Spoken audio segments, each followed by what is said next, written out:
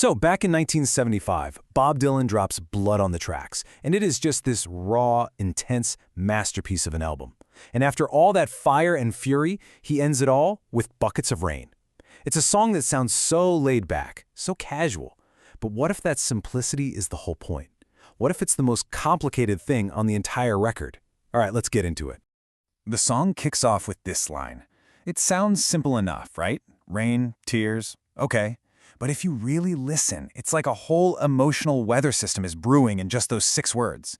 It's not just about being sad. It's about this feeling of overflow, of something that just can't be held back anymore. And that one little line sets the stage for a song that is anything but simple.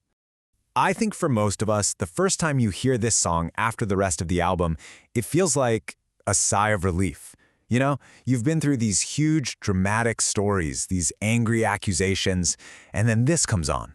It feels like you can finally breathe. But that's the trick. That relaxed surface is exactly what makes the punch land so hard. It's designed to make you lower your guard. Right, so let's really break this down. This song, as small as it sounds, is packing a huge emotional argument. This is all about its deceptive simplicity. So what do we even mean by deceptive simplicity? Well, the key word here is compression. The song's real power isn't in some big, flashy statement. It's in what it manages to pack into such a tiny space. Think of it like this. It's using the most ordinary words to hold completely conflicting feelings. You've got affection right next to hurt, loyalty sitting with total fatigue, all at once. And it never tries to fix them. It just lets them be. Okay, so this leads us right to the song's most brilliant and kind of jarring contradiction. How in the world can this be a love song and a song about pure misery in the exact same breath? So on one hand, you get these lines, and they are just so intimate, right? So specific. He's not saying I love you in some grand, abstract way. He's saying I notice these tiny little things about you.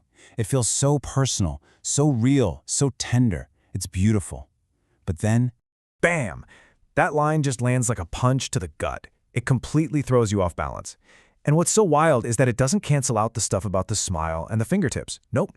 It just forces all that tenderness to coexist with this brutal, painful honesty. And just like that, the song is living in 2 totally different emotional worlds at the same time. You know, there's actually a term for this little trick. It's called double valence, and it's the absolute core of this song's genius. It's the ability to say 2 opposite things at once and mean them both. It's saying, yes, I am completely devoted to you, and also, yes, this is completely destroying me. The song refuses to pick a side. It just lives right there, in that messy, unresolved tension. so how does he pull it off? Well, first, it's just simple juxtaposition. He puts a sweet thing right next to a painful thing. Second, he keeps saying you, your. It makes it feel like a real conversation, like he is talking to this person, not just about them.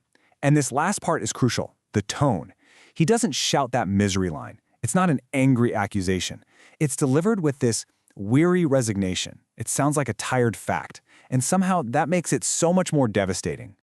All right, next up, let's talk about the power of what the song doesn't say, because sometimes what's missing is even more important than what's there.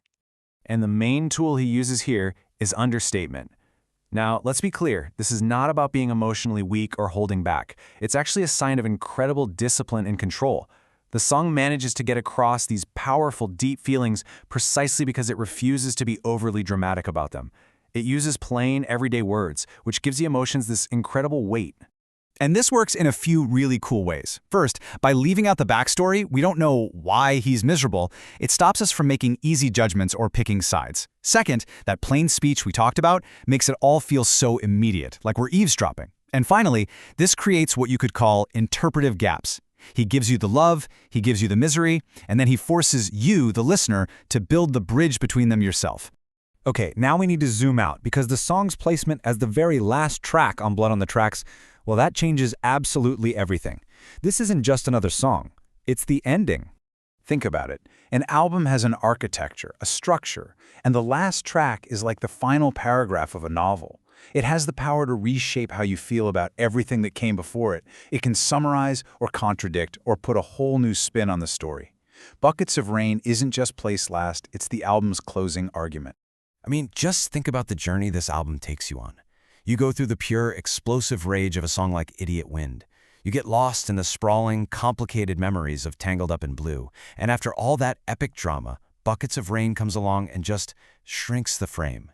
It brings it all down from this huge struggle to a single, quiet room.